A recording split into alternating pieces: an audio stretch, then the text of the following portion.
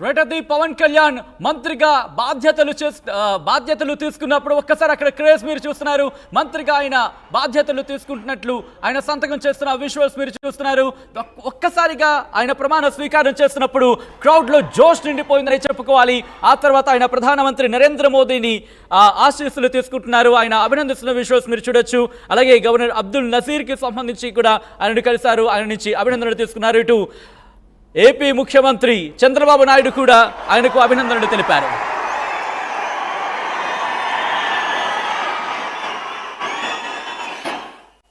Reaction చూడాలని చెప్పి కొన్ని కళ్ళు తహతహలాడుతున్నాయి, చూద్దాం. గౌరవనీయ అది నారా లోకేష్ గారు,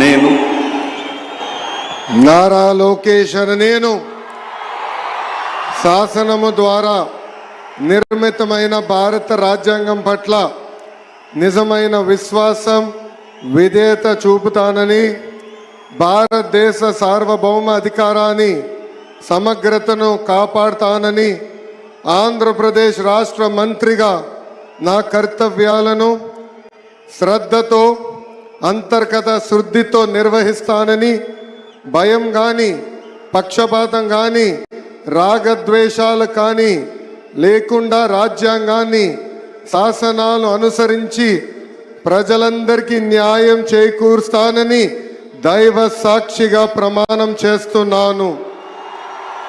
నేను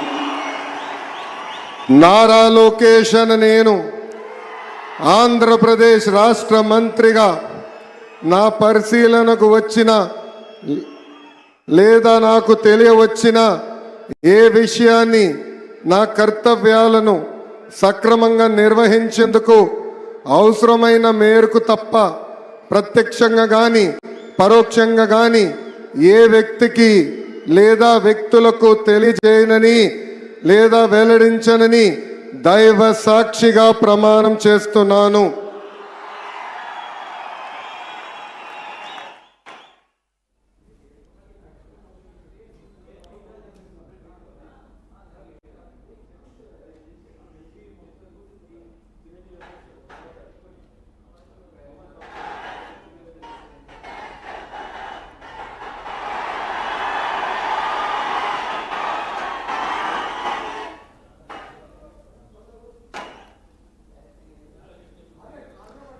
నారా లోకేష్ ప్రమాణ స్వీకారం పూర్తయింది. తండ్రి చంద్రబాబు దగ్గర ఆశీస్సులు తీసుకున్నారు, తర్వాత మోదీని కూడా ఆశీస్సులు తీసుకున్నారు. సో అందరినీ ఆలింగనం చేస్తూ అందరితో కలుస్తూ ఆయన ప్రమాణ స్వీకారం తర్వాత కలిసి అందరి దగ్గర ఆశీర్వాదం తీసుకెళ్తున్నారు. ఆయన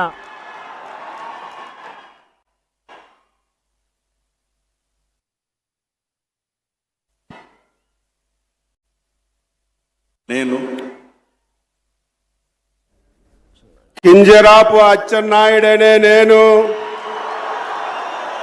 శాసనము ద్వారా నిర్మితమైన భారత రాజ్యాంగం పట్ల నిజమైన విశ్వాసం విజేత చూపుతానని, భారతదేశ సార్వభౌమాధికారాన్ని సమగ్రతని కాపాడుతానని, ఆంధ్రప్రదేశ్ రాష్ట్ర మంత్రిగా నా కర్తవ్యాన్ని శ్రద్ధతో అంతఃకరణ శుద్ధితో నిర్వహిస్తానని, భయం కానీ పక్షపాతం కానీ రాగద్వేషాలు కానీ లేకుండా నిర్వహిస్తానని, శాసనాలను అనుసరించి ప్రజలందరికీ న్యాయం చేకూరుస్తానని దైవ సాక్షిగా ప్రమాణం చేస్తున్నాను.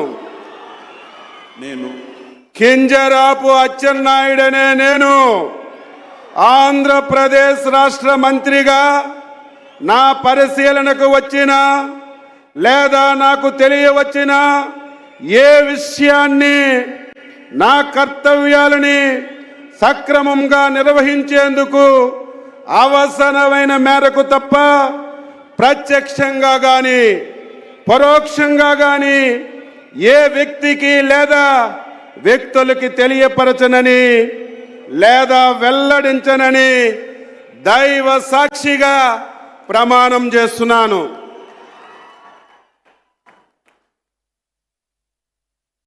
స్వీకారం చేశారు. ఆయన ఇది ఆరోసారి ఎమ్మెల్యేగా గెలుపొందని చూస్తాను. గతంలో కూడా కార్మిక శాఖ మంత్రిగా కూడా పనిచేశారు. ప్రస్తుతం ఆయన